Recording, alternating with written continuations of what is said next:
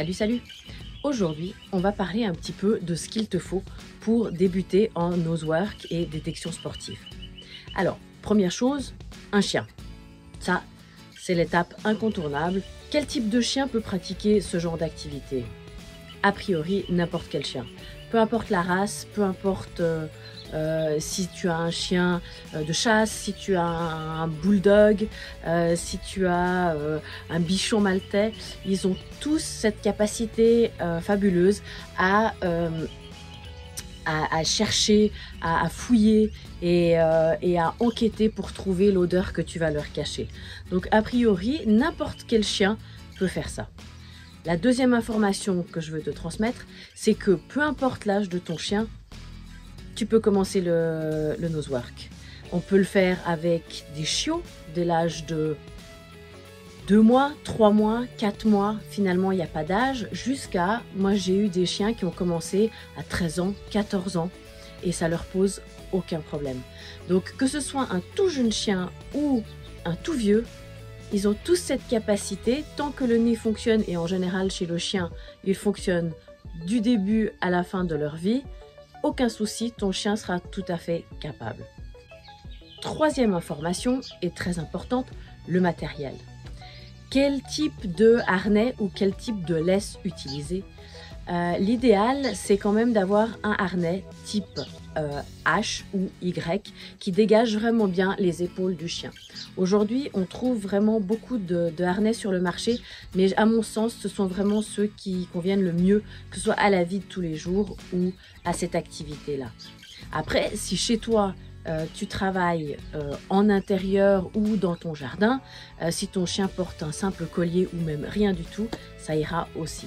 Donc je te montre vite fait le type de harnais que j'aime bien et après tu enquêteras pour trouver celui qui te convient. Voilà le type de harnais idéal pour moi. Là, le chien, il met sa tête et puis ensuite on a un clip de chaque côté, ce qui fait que ça évite de devoir se bagarrer avec les pattes du chien. En l'occurrence, là, la marque c'est Akiana, mais on en trouve chez différents fabricants. C'est des harnais vraiment plus que standard. Pour la laisse, je te conseille vivement une laisse de minimum 3 mètres. Parce que si la laisse est trop courte, les laisses type 1 mètre qu'on trouve classiquement dans le marché, ton chien n'aura absolument pas la possibilité de chercher en totale liberté. À un moment ou à un autre, il se retrouvera confronté à une traction et pour certains chiens, ça représente une punition. Donc l'idéal, c'est vraiment d'avoir ce type de laisse, voilà, sans boucle, sans rien, et même sans poignet. Ça, c'est mes préférés. Qu'on trouve, alors là, c'est la marque Julius Canine. On en trouve dans les commerces spécialisés, type magasin pour chiens, mais orienté sport, ou alors sur certains sites internet. Après, si tu es bricoleur, tu peux acheter de la sangle, un mousqueton et le faire toi-même. Quatrième sujet, quel type d'odeur tu as besoin? Alors au final, tu peux choisir à peu près n'importe quelle odeur, puisque, sauf si c'est de la nourriture ou un jouet, la plupart des odeurs n'ont pas vraiment de valeur pour le chien, et c'est à travers le travail du nosework qu'on va donner de la valeur à cette odeur. Donc tu peux choisir du catnip, du café, des bâtons de cannelle, des clous de girofle. Finalement, regarde ce que tu as dans ton placard et choisis une odeur. En général, les plantes aromatiques fonctionnent très bien. Si vraiment tu veux t'orienter sur le nosework, à ce moment-là, il te faudra des cotons-tiges. Voilà mes petits cotons-tiges qui sont dans mon bocal bien hermétique. Pour préparer les cotons-tiges, je te mets le lien sur la vidéo ci-dessous et je te laisserai regarder comment préparer les cotons-tiges parce qu'attention, il ne faut pas le faire n'importe comment. Cinquième chose dont tu auras besoin pour débuter le nosework, c'est un jouet ou de la nourriture. Au final, une récompense. Et quand je parle de récompense, il t'en faudra un paquet. Parce que oui, en Nosework, au départ, le chien, on veut qu'il ait presque un jackpot à chaque fois. Ça ne veut pas dire que tu dois en donner beaucoup, mais ça voudra dire qu'il faudra le récompenser à chaque fois. Parce qu'on veut vraiment que cette odeur qui ne représente absolument rien pour le chien, représente au final quelque chose qui a beaucoup de valeur. Alors tu peux utiliser les friandises, mais si ton chien est joueur, tu peux tout à fait le récompenser avec un Kong, avec une balle ou avec une peluche si c'est ça sa préférence.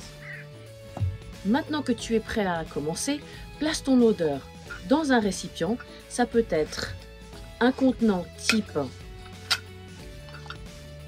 une saupoudreuse, voilà, pour chocolat ou sucre glace.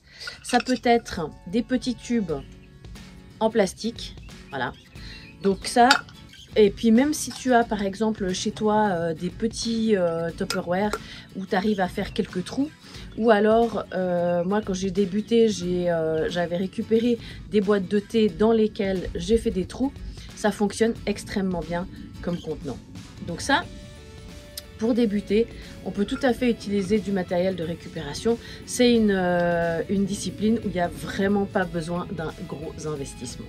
Donc une fois que tu as tout ton matériel, tu prends ton chien, tes récompenses, ton odeur et tu vas faire l'imprégnation à l'odeur. Et si tu veux savoir comment faire l'imprégnation à l'odeur avec ton chien, tu peux te référer au livre ou au cours en ligne et tu verras que c'est vraiment super facile et très bien expliqué. Je te mets le lien pour commander le livre ci-dessous, ainsi que le lien vers le cours en ligne. Et en t'inscrivant au groupe Mon chien a du nez, tu trouveras encore plein d'informations autour du travail de flair et surtout autour du Nosework. À bientôt!